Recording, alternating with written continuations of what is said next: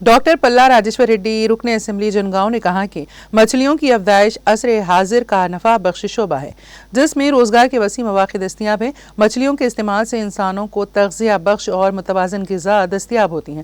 ماہی گیری کو نفع دینے والا شعبہ بنانے میں سابق چیف منسٹر کے چندر شیکھر راؤ کا نمایاں رول رہا ہے۔ KCR حکومت گزشتہ 10 سالوں سے ریاست بھر میں تالابوں کنٹوں میں مچھلی کے بچوں کا افزائش کے لیے چھوڑ کر سیاسی وابستگی سے بالاتر ہو کر عوام کو روزگار فراہم کیا ہے۔ تاہم اقتدار کی تبدیلی کے بعد ریاستی حکومت بروقت ماہی گیر طبقے کو مچھلی کے تخم فراہم کرنے میں ناکام رہی، جس کے نتیجے میں تلنگانہ ریاست میں مچھلیوں کی پیدائش اور افزائش میں انحطاط محسوس کیا گیا۔ وہ آج جنگاؤں حلقے میں شامل بیماکور اور گنڈی راما رم ذخیرہ آب میں محکمہ سمکیات کی جانب سے فراہم کردہ مچھلی کے بچوں کو افزائش کے لیے چھوڑ کر تقریب کو مخاطب کر رہے تھے۔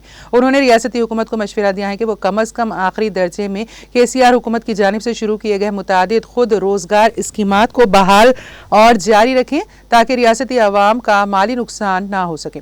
ڈاکٹر پلہ راجیشور ریڈی نے اپنے خطاب میں مذکورہ موازیات کے عوام کو ذخیرہ آب میں بہتر ڈھنگ سے مچھلیوں کی افزائش کرنے اور مقررہ وقت کے بعد فروخت کے ذریعے روزگار اور نفع حاصل کرنے کا مشورہ دیا۔ اس موقع پر بھارت راشٹر سمیتی سے وابستہ مقامی قائدین، کارکنوں کے علاوہ معاون رکن بلدیہ جنگاؤں الحاج محمد مسیح الرحمان ذاکر پٹیل، یوتھ قائد سندیپ محمد غوث اور دوسرے قائدین بھی موجود تھے۔